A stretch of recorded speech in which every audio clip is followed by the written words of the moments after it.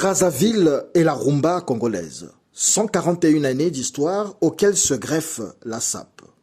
Les organisateurs auraient pu intituler l'événement Brazza, la rumba et la SAP.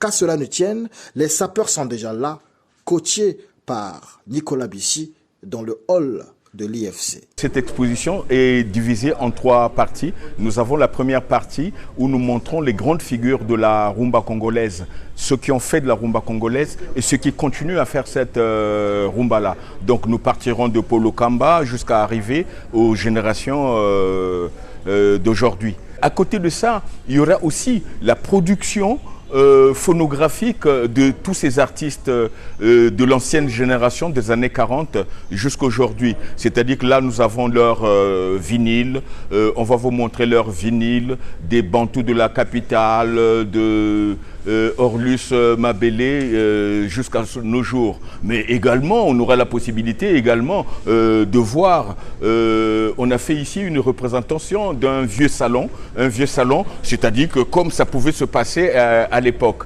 avec un phonographe qui va jouer la musique de 33 tours avec des vinyles et bien sûr, sans oublier qu'il y aura aussi des 78 tours. Mais bien sûr qu'on ne s'arrêtera pas là. Pendant ce temps, Paul Sonibenga arbitre les débats entre le comité scientifique en charge de l'inscription de la rumba congolaise sur la liste représentative et le public autour de la rumba congolaise dont les légendes et acteurs majeurs sont immortalisés ici sur ces planches par le photographe Désiré Kinzengele. Le décor est incroyable. Je représente toutes les figures qui ont marqué la musique congolaise, les vieux et les jeunes. Mais ici, ce n'est qu'un échantillon que je présente, en commençant par Polo Kamba et les tout jeunes comme les Trésor Mvula. Les photos sont les miennes.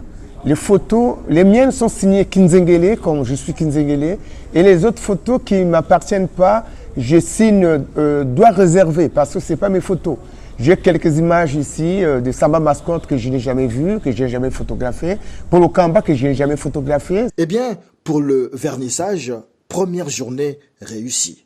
Entre mots de circonstance, visite guidée et pas de danse, avec l'orchestre Banapotopoto pour célébrer le 141e anniversaire de la fondation de Brazzaville, mais aussi la rumba congolaise jusqu'au 7 octobre.